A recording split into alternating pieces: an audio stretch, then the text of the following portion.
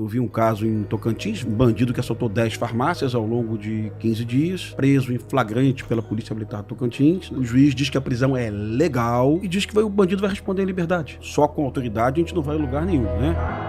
Na série Pré-Candidatos à Presidência da República, tenho a honra de receber aqui o pré-candidato do Missão, Renan Santos. E para mim também vai ser um bate-papo legal, porque eu tenho curiosidade para saber de onde veio esse jovem, qual é a história dele e por que com tantos partidos de direita, né, o eleitor vai ter aí a ideia de escolher o Missão. E eu já pediria a você, Renan, que fizesse para a gente um diagnóstico da situação do Brasil hoje. Não só em periferias, mas a situação do Brasil como um todo. Na região norte, no Amazonas, como no Brasil todo. Sobre segurança ou sobre tudo? Sobre segurança, irmão. Sobre segurança. Segurança, bom, estamos num processo de transição para nos tornarmos um narco-estado. E eu acho que esse narco-estado, ele se dá de maneiras diferentes, com fórmulas diferentes e em estágios evolutivos diferentes. Então, vou no exemplo que eu dou. O Rio de Janeiro, você já tem uma mistura na política oficial, institucional, a Alerj, que é o maior exemplo disso, entre crime organizado, tráfico de drogas, para ser bem claro, e a política institucional. A ponto do, já vou botar aqui uma polêmica aqui, um dos meus concorrentes à presidência da República, o Flávio Bolsonaro, ter muito a se explicar sobre isso no processo eleitoral, porque apoiou o Bacelar, apoiou o TH Joias, aquele cara que caiu lá de Belfort Roxo, lá o Canela, vai ter que se explicar, porque ele fica falando aí, não, a gente vai prender e neutralizar. Vai. Ele foi parlamentar aqui no Rio, depois foi senador, fez alguma coisa nesses temas, mas deixando ele aqui de lado. O que eu aprendi rodando o Brasil é que, e essa é uma visão que eu quero até trazer para vocês e até sofrer a crítica e ver se vocês concordam, que existem dois tipos, a grosso modo, de ocupação no Brasil. Uma é a ocupação que a gente chama de horizontal, que é uma ocupação como, por exemplo, o Comando Vermelho faz, o TCP faz, que você pega um mapa, você vê o horizonte, e eles ocupam áreas territoriais em que antigamente tinha a exploração do tráfico de drogas ali, o uso daquela região como uma região logística para poder operar, e depois gás, internet, transporte, né, uma operação complexa que as milícias também começaram a fazer. E a do PCC, eu acho que o termo é bem interessante, que é a ocupação vertical, que é a ocupação institucional. Então vai de mercado financeiro, posto de gasolina, Ministério Público, polícia política, portos, e é uma operação mais complexa com um faturamento maior. Então não necessariamente o PCC precisa fazer uma ocupação territorial tão ostensiva quanto um Comando Vermelho, um bonde dos malucos fazem, mas ele tem uma operação que ela invade as instituições de uma maneira mais efetiva. São dois modelos diferentes. Conversando, por exemplo, com membros do governo americano, eles estão mais preocupados com o modelo do PCC, porque eles já estão operando internacionalmente e é mais fluido, é mais difícil. E aí, rodando o Brasil, eu percebo um pouco os métodos. Por exemplo, em São Paulo, a gente tem o Porto de Santos, que é ocupado pelo PCC. Aí eles pegam a Baixada Santista e eles fazem uma ocupação à lá Comando Vermelho, porque acho que é um entreposto logístico para poder operar o porto. E eles estavam fazendo isso no P100, lá em Fortaleza. E aí o Comando Vermelho, né, olhou e falou, não, vamos tomar o P100. Aí o Comando Vermelho derrotou agora o PCC ali na região. O estado, inclusive, que para mim está numa situação mais preocupante é o estado do Ceará. Eu acho que você tem uma negligência gigantesca por parte do governador atual, que é o Eumano, e a tomada de cidades inteiras, participação institucional do Comando Vermelho no processo eleitoral. Então, onde eu olho, eu vejo modelos diferentes dessa ocupação, vejo uma sofisticação maior por parte do PCC, eu vejo por parte do PCC operações intricadas que a gente vai ter, por exemplo, trabalho de fronteira para a entrada da droga, somado a trabalho com prefeituras e com polícias locais na Rota Caipira, trabalho no Porto Santos, trabalho com cooperação internacional para brincar eles. E com o Comando Vermelho, eu vejo e as facções, vamos colocar assim, de ocupação territorial regionais, um trabalho mais intensivo junto com as polícias e com os governadores.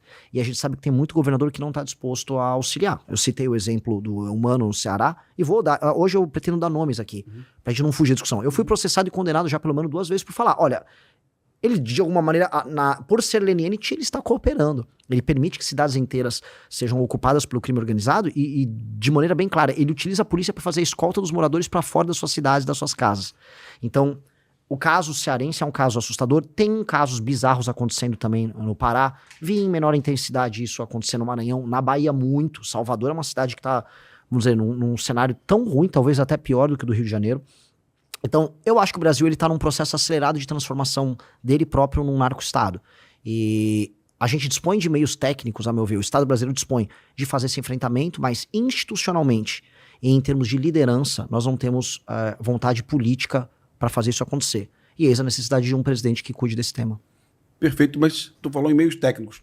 Temos legislação hoje no Brasil para esse enfrentamento? Não, essa seria a parte institucional que eu te falei. Perfeito. Institucionalmente falando, o arcabouço jurídico para a gente fazer esse enfrentamento não é suficiente. A gente tem que alterar as leis de execução penal, a gente tem que alterar as leis penais. Tem uma discussão que eu estou trazendo muito forte, que é a do direito penal do inimigo, de um autor alemão que chama Günther Jacobs, que no fundo é o pai dessas legislações especiais para enfrentamento a terrorismo, que a Dinamarca aderiu, a França aderiu, os Estados Unidos aderiu, até o Brasil ele trouxe uma parte do direito penal do inimigo e colocou isso dentro do seu corpo jurídico. Só que ele tem que ser bem mais claro com relação às facções. Elas têm que ter um tratamento jurídico diferenciado. E a tese do direito penal do inimigo é justamente o direito ser muito veloz e muito intenso com relação a membro dessas organizações anômalas. E veja, a gente recebe críticas, eu fui muito criticado, mas isso dentro de uma democracia, e eu dou exemplo, a Dinamarca, que é uma democracia que ninguém critica, ela aplica isso contra facções. Tem uma facção específica que atua na Dinamarca, se você se associar a ela, você já vai preso. Se você divulga ela, você vai preso. E isso tem a ver com a cultura, a narcocultura ou a superestrutura cultural do narcotráfico, a gente pode chamar do que a gente quiser, que é entendido pelo direito penal do inimigo também como uma parte integrante da facção. O aparato burocrático que ajuda a lavar o dinheiro da facção é ou não é parte da facção? Eu considero que seja. Com certeza sim. Então, institucionalmente, ou seja, em termos de arcabouço legal, trazer o direito penal do inimigo, passar um projeto de lei que inclua isso, vai permitir ao Estado ter uma ação muito mais efetiva com relação a essas figuras. Aí a forma como a gente vai tratar os presídios. E aí do meio técnico, para entrar, desde scan, 3D, aí utilizar a COAF, utilizar a Polícia Federal, colocar os governadores numa coalizão pra gente brecar eles, eu acho que essa é a parte mais fácil. A parte, a meu ver, institucional, que é ter o arcabouço normativo e a vontade política de um presidente da República em tocar esta guerra, acho que esses são os elementos centrais pra gente andar. Me preocupa, Renan, porque todo pré-candidato que vem aqui, que eu questiono a falta de legislação, né? Ele sempre diz para mim, mas a autoridade do presidente eleito... Bom, só com autoridade a gente não vai a lugar nenhum, né? Ontem eu vi um caso em Tocantins, farei um vídeo sobre isso, de um bandido que assaltou 10 farmácias ao longo de 15 dias, preso em flagrante pela Polícia Militar de Tocantins, né?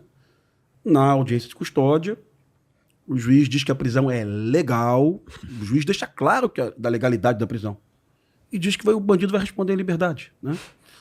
Então, assim, isso em vigor a alteração do crime do roubo. Sim. Proposto pelo Kim Kataguiri, né? E sancionado pelo Lula. Sim. Ou seja, eu não posso dizer que o Lula foi omisso porque ele sancionou a lei que o Kim propôs, né? Com tudo isso, o juiz despacha que a prisão é legal, mas o bandido vai ficar em liberdade, apesar de ter assaltado 10 farmácias, né? Então, assim, olha a complexidade disso. Sim, esse é um elemento fundamental, porque institucionalmente o judiciário, ele se considera acima da lei porque não existe sanção. A gente aprende no primeiro ano de direito que a norma, Hans Kelsen isso, a norma só funciona se ela tem uma sanção. Se você tem uma norma e a norma não tem uma punição, caso ela não seja cumprida, a norma não tem função. Do que adianta um juiz ter a lei a ser aplicada se ele não é sancionado quando não a aplica? Sim. E quando vem uma sanção, quase nunca vem, ele é aposentado com todos os seus vencimentos até o final da vida dele. Isso é um absurdo, que essa é a parte da alteração no funcionamento judiciário que um presidente da República vai precisar fazer.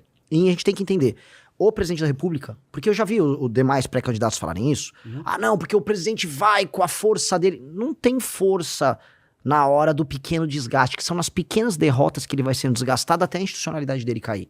Então o presidente da República tem que falar tudo que ele vai fazer na campanha e na transição e no ato da posse, ele já pautar esses temas de maneira imediata. E outra coisa que eu acho que é fundamental, além de pautar e explicar no debate público, então o presidente da República tem que ser permanentemente sabatinado pela imprensa, porque o enfrentamento com relação às ideias erradas que mantêm o estado das coisas atual tem que ser feito pelo próprio presidente.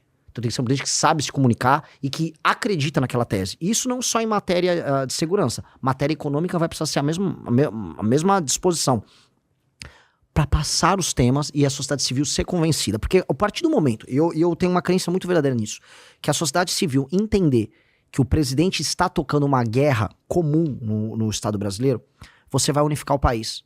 Porque tem um elemento que eu percebi agora rodando o Brasil inteiro. Do Rio Grande do Sul, que você tem 13 facções em Porto Alegre, até o Maranhão, todo mundo de todas as classes sociais, de todas as regiões do Brasil, não é que ele quer que o crime acabe, ele quer se vingar do criminoso. As pessoas estão com ódio do criminoso. Então, se tem um elemento que une o Brasil, seria o nosso grande bode expiatório, é o criminoso violento. Você consegue pegar um país que está fraturado, que se odeia, que está rachado por região, que vota na direita, e todo mundo tá pistola com o bandido. Então, o primeiro presidente que começar a enfrentar isso de verdade e começar a mostrar que dá pra fazer as coisas acontecer, você tem um efeito que é muito maior só do combate ao crime, que é reunificar o país. E aí, colocar o país na mesma guerra. Vamos agora todo mundo, presidente da república, como o presidente consegue, vou botar em estado de defesa a região de Santa Quitéria, lá no Ceará, que foi tomada pelo CV. Vou chamar o BOPE lá do Rio para participar de uma operação com a polícia lá do Ceará. Você começar a unificar todo mundo se sentir brasileiro no enfrentamento a isso, que é uma causa comum a todos. Eu acho que aí sim, você vai passar os projetos, você vai ter uma boa popularidade como presidente da república tratando desses temas, e a gente muda o arcabouço institucional que envolve o judiciário e as leis penais, leis de execução penal e o Instituto do Direito Penal do Inimigo, para aí, de verdade, a gente virar um país. Hoje não é um país.